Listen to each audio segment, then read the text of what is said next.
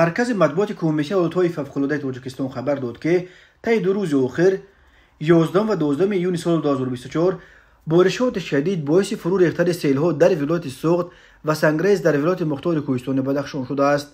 از جمله شام 11 ایون ساعت 20:15 دقیقه در پی بارشات از تپه‌های اطراف دهه سروقت جماعت نویه 8 واقع در مرز تاجیکستان و ازبکستان سیل آمده 40 حوله 12 انشاءات یوری رسان و 7 کیلومتر راه دیوترا زیر کرد.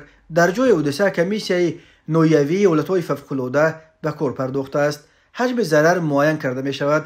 رفع عاقبت‌های طبیعی ادامه دارد. همین طور شام 12 ایون ساعت 23 دقیقه بارشات شدید باعث از تپه‌های اطراف فرو ریختن سیل به دهه آبادان جماعت ایوان تاجیک نویه کوهستان مشهور شد. در نتیجه به انشاءات یوری رسان ضرر رسانده 3 حوله ساکنان را پرلوی کرد. در جای حادثه کمیسیون نویوی حالتهای فوق‌العاده به کار سر کرده است. بر اثر سیل‌های اخیر در ولایت سوغد خوشبختانه کسی آسیب ندیده است.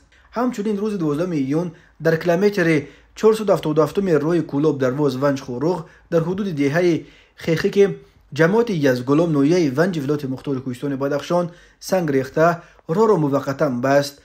به جای حادثه تکنیک و کارمندان خدمات نگهبانی راه نویه ونج سفربر گردیدند و به آنها میسر شد که ساعت 00:45 دقیقه شب 13 ایون بالاخره راه را گشوده حرکت نقلیات را برقرار کنند. بر اساس معلومات هواشناسان روزهای 13 و 14 ایون سال 2024 در نویه‌های کودامن و کوهستان تابع جمهوری و ولایت سوغد خطر فرو ریختن سیل‌ها باقی میماند.